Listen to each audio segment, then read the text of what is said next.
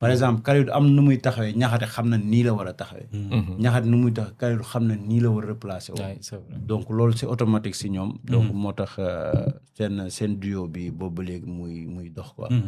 Doyen dans l'entrejeu le retour de Gana Gueye aussi moom itam gëjoon ci terrain yi c'est pas trop risqué bu fekkee aussi amoo beneen point boo bëgg a rebondir par rapport ak li Dame wax. Non, moi je veux pas. Non. Gana, c'est Gana, c'est une longue pratique du football de haut niveau. Oui. Intensité. Pour moi, jouer en Angleterre, c'est beaucoup d'intensité. Gana, il ne serait pas là s'il n'était pas à 100% de son truc. Moi, c'est peut-être Lamine Camara qui a tendance à sortir par moment de son match par des énervements, par des attitudes. Et qui a tendance peut-être à, dans son tiers, le dernier tiers, à garder trop la balle, à ne pas... Bon, mais il a beaucoup de qualités aussi. Non, non, je pense que c'est les meilleurs qu'il a mis sur le terrain et ils sont au top. À la limite, ça, quand je regarde, totalement, je suis pas d'accord avec le classement. Oui. Te lu ma gis man classement au France moo ma tiital moo ma jaaxal. Nu mu la jaaxalee doyen. parce que j'ai l'impression que si lu ma gis daal. man defe naa Deschamps juum na quoi. parce que match bu ma gis nii. 4-2-4 lay gën a niroo à des moments yu am maanaam et lu mu gis sànq mooy. tout de suite ñun suñu milieu 4-2-3-1 la ñuy def. waaw mais lii bu demee si biir match bi 4-2-4 lay doon. mën na changer oui effectivement les 4-2-4 parce que ñoom ñëpp ñeenti joueurs yu nekk si kaw yëpp on sait que Mbappé est un joueur qui ne soulage pas sa défense. ba ñu ko koy reprocher. Paris Saint-Germain looloo tax bu mu fa jógee le Paris Saint-Germain teg les ñaari titres. et pourtant c'était pas les meilleures équipes de Paris Saint-Germain par rapport aux précédentes. mais c'était le sacrifice d'un joueur. benn joueur laa fi gis qui effectivement. En termes de sacrifice, qui fait devant et derrière, c'est Dembélé et qui va apporter ça. Lolo Hamnako. Mais ce que je vois, moi, nous sommes au milieu de terrain, de métier. De métier. Gën densifier le milieu. Gën sur des balles hyper, dans des reconversions, moi, dans des seconds ballons. Dans les reconversions, nous parce que nous aussi, on a des joueurs extrêmement rapides sur le côté et qui peut-être, comme Sadio Mané, il peut avoir sur la durée du mal à répéter des courses, mais des courses intelligentes dans le match avec des finitions. Quand je vois sur nos classements avec un Nicolas Bohamné, il a tendance à descendre, il a tendance à aller sur le côté pour oublier un peu. J'ai l'impression que Deschamps a tout mis sur ce match-là pour optimiser. Mais gis naa fi ay failles yoo xam ni bu fekkente ne. exploité nañ ko. oui. mun na compliqué pour France. donc da nga jàpp ne jeu bi mën na retrouver wu ci milieu terrain bi. mais Sénégal essentiellement mooy li doon daam di wax bu ñu renforcer foofu def fa densité mën nañ ko nangu. essentiellement ci milieu de terrain bi parce que liggéey bi yëpp c'est couper la transition des Français. Ouais. Parce que si dans la rapidité transitoire ils arrivent à toucher comme El Mbappé avec ses pointes de vitesse, ça peut être difficile sur les côtés. Surtout comme il va jouer du côté suma juumul de Malick. Malick Diouf ce côté lay jouer. C'est côté Malick de jouer. Même si on parle de Doué, je le vois très difficilement parce que Doué et Dembélé ñoo bokk côté. Je vois très difficilement Doué pendant 90 minutes ou pendant tout le temps qu'il va jouer rester sur son côté. Il va parfois faire des trucs, mais c'est pas des joueurs c'est des joueurs à vocation milieu de terrain, vocation défensive. Loolu tax ma ne man tu fi gis benn 4-2-4 boo xam ni. France ñun bu ñu téye suñu milieu de terrain bu baax a baax ba pare ba na craquer. Les Français peuvent avoir des surprises. mën nañu am ay surprises waaw bu dee suñu concentration taxaw na suñu transition baax. avec un Nicolas qui est beaucoup plus adroit et qui décroche. ça peut faire mal je sais pas daam man loolu laa gis daal. en tout cas lu ma gis nii. doyen classement bi Sénégal joxe laataa ñuy ñëw ci bu France bi. non classement bi. oui pour man y a rien à dire parce que man tout le temps dama ne compétition rek il faut mettre les hommes. en forme du moment. oui xam nga bon peut-être comme Lamine c'est seulement peut-être Lamine Camara qui était en ballottage avec Habib xam nga te xam naa ni soit après soit changement buy am ci côté boobu lay nekkee. parce que bon mais de manière générale c'est un bon classement. mais il faut le noter aussi absence su Iliman Ndiaye. waaw non mais Ismaïla Sarr qui retrouve sa place. non mais c'est-à-dire Ismaïla c'est un cadre de l'équipe. oui te ren dafa wane ni il a les épaules pour porter encore cette équipe xam nga yéex na ko def. mais ren dafa toll xam nga joueur dafa am année yoo xam ni da ngay ñëw ton expérience dafay exploser xam nga ton envie day exploser ba pare nag yow nga xam ni yow fi ñu toll nii tu ne peux plus te dérober. il tey kii bu Sadio bàyyee nii normalement en attaque il doit être le leader de cette attaque parce que nee naa la moom c'est le seul cadre boo xam ni il est un peu en danger par rapport ak Ibrahima Mbaye par rapport ak Assane Diao. donc il doit tout mettre xam nga pour que tey il peut nous faire gagner ce match. waxuma sa ay Nicolas kii mais Ismaïla Sarr il peut nous faire gagner ce match. par rapport à tout ce qu'il a montré cette saison et il est en forme. muy benn ñaar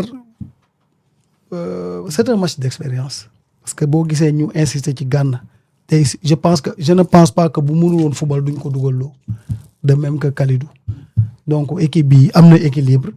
xam nga comme ñun nag mooy li ma doon wax démb bi ñuy dem 2002 France on était une équipe d'outsider qui avait soif mais équipe bi c'est une équipe qui peut dicter son rythme à son adversaire quel que soit nag l'adversaire en face on peut dicter notre rythme à cette équipe française bon maintenant peut-être Mbappé démb maa ngi ko dégg il a un peu fait son mea culpa nee na maintenant bu jouer match te deful yenn repli défensif yi c'est comme si il aurait lâché son équipe ça veut dire que léegi moom nee na jël na conscience que nitam football bi fi mu toll nii moom dafa laaj muy def ses sacrifices de repli défensif autant tam Dembélé mais dafa mel ni Enrique tam joueurs yi nekkoon PSG yëpp dafa leen dugalal loolu même Doué dama koy gis il fait de bons marquages mais Dembélé moo ci gën a fës. waaw oui. Dembélé moo ci gën a fës te comme li Charles wax tôt ou tard dans le match il va essayer de dézonner parce que moom il est beaucoup plus à l'aise à droite qu'à gauche.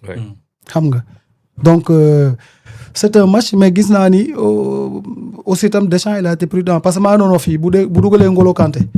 ñun France mi-temps lañ koy bàyyi. c'est pourquoi il a mis Tchouaméni parce que N'Golo Kanté li mu doon def. en une action léegi da koy def en 4-3 actions xam nga. donc te match bi dafa am intensité. waaw match bi mën nañ ci xaar ay duels yu bari. mais effectivement et puis ce sont des joueurs qui se connaissent. sont des joueurs qui se connaissent tey autant France comme Dembélé ou Upamecano ñoom ñëpp ils auront à cœur de faire un très bon match parce que ils ont des origines sénégalaises. comprendre nga de l'autre côté Ibrahima Mbaye tey mënoon na nekk ci flanc France. te je suis persuadé que bu jëloon France bu jëloon nationale française qui sait est-ce que sa match bi du ko démarrer. yooyu yëpp sont des possibilités.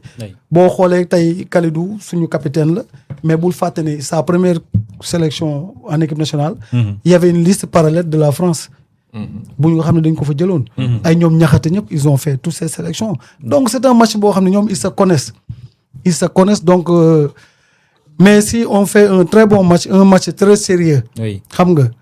bañ a ñëw wanewu xam nga on fait un match sérieux mais France bi parce que man français daan naa ko ñaari match mi équipe bii la doon teg parce que moom soit da koy démarrer wala moom lay jeexalee match. da koy téye voilà. da koy téye xam nga ma doole si rek. équipe bi xàmmeewu leen équipe bi.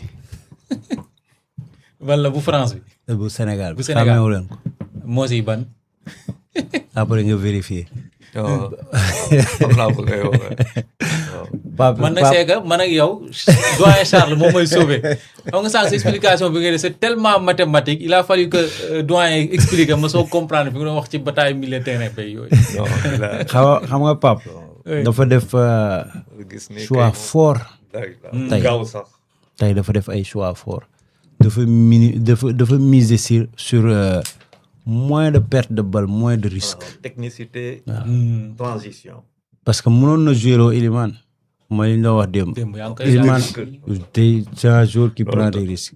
perte de balle contre France. Ibrahima Mbaye xale la. day topp fugu bi. mën na kii perte de balle. donc yooyu yëpp da ko xoolaat ko peser ko soo ko defar équipe am. donc daanaan la équipe bi moo doon bu match bi dawee. ba ñuy toll ci changement di nga gis. dina moo tax mu teg équipe bi waaw. loolu tax ma ne la man lu ma gis nii daal yàlla na am quoi parce que moo gis nii daal mooy jaaxle France. wallaahi moom laa gis. oui Ban li mu jaaxle. indi nii oui. France est-ce que lu toog tey si ban jaaxle. en tout cas Deschamps ni mu doon woon défoulé woo démb. bu joueur yi répondre ñi waxoon nañ ci démb que ni. li grand bi di wax. oui day am bu joueur sénégalais yi présent. Wallaahi.